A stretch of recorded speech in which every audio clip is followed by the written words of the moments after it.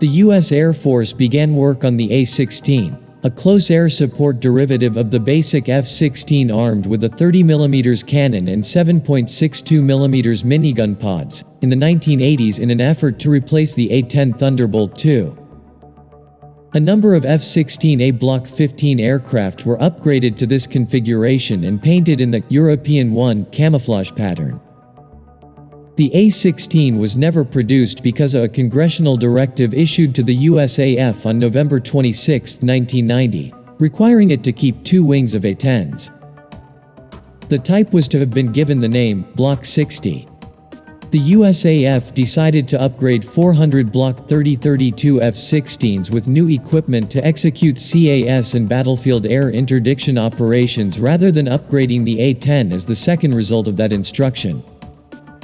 The FA-16 project included innovative technology such as a digital terrain mapping system, a GPS for better navigational and weapon delivery precision, and an automatic target handoff system to enable direct digital target mission data interchange between the pilot and ground forces.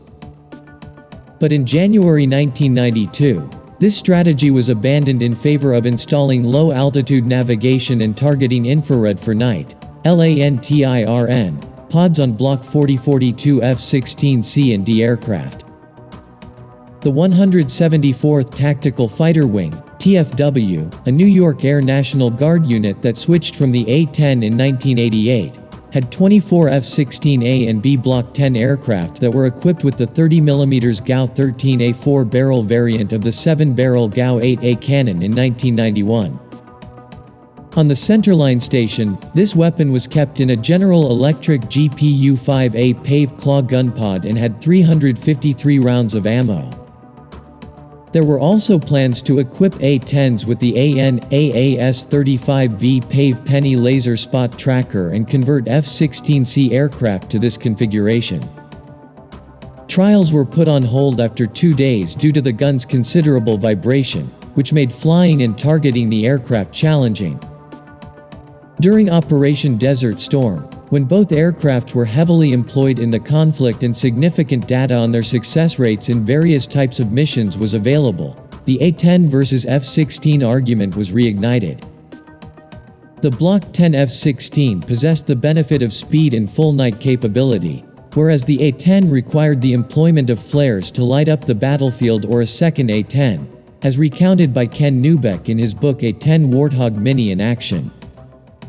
Nevertheless, despite these benefits, the F-16 performed worse than the A-10 in Desert Storm in the CAS role, largely because it was more open to ground fire down low.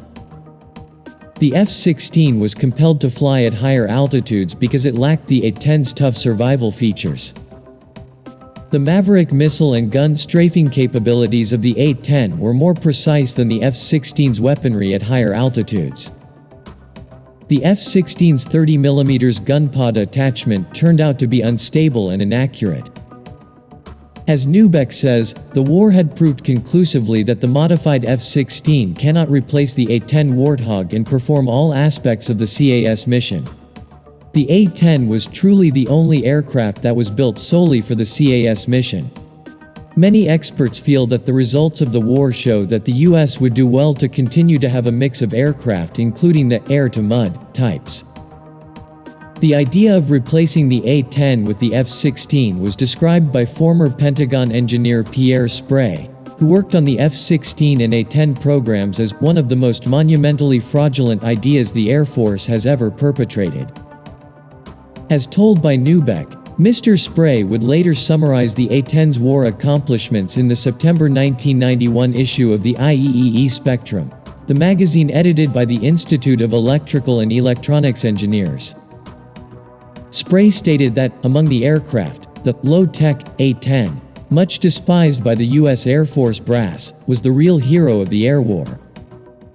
Even though it represents only 1/12 of the fighter force, it flew 1/3 of the sorties and accounted for 2/3 of the tank kills claimed during the air campaign and better than 9/10 of the artillery kills. It dominated the interdiction campaigns against the roads. The aircraft proved tough enough to survive the anti-aircraft exposure and fire anti-tank Maverick missiles, while the F-16s, F-111s, and F-18s were just too vulnerable to ground guns to be usable in this role.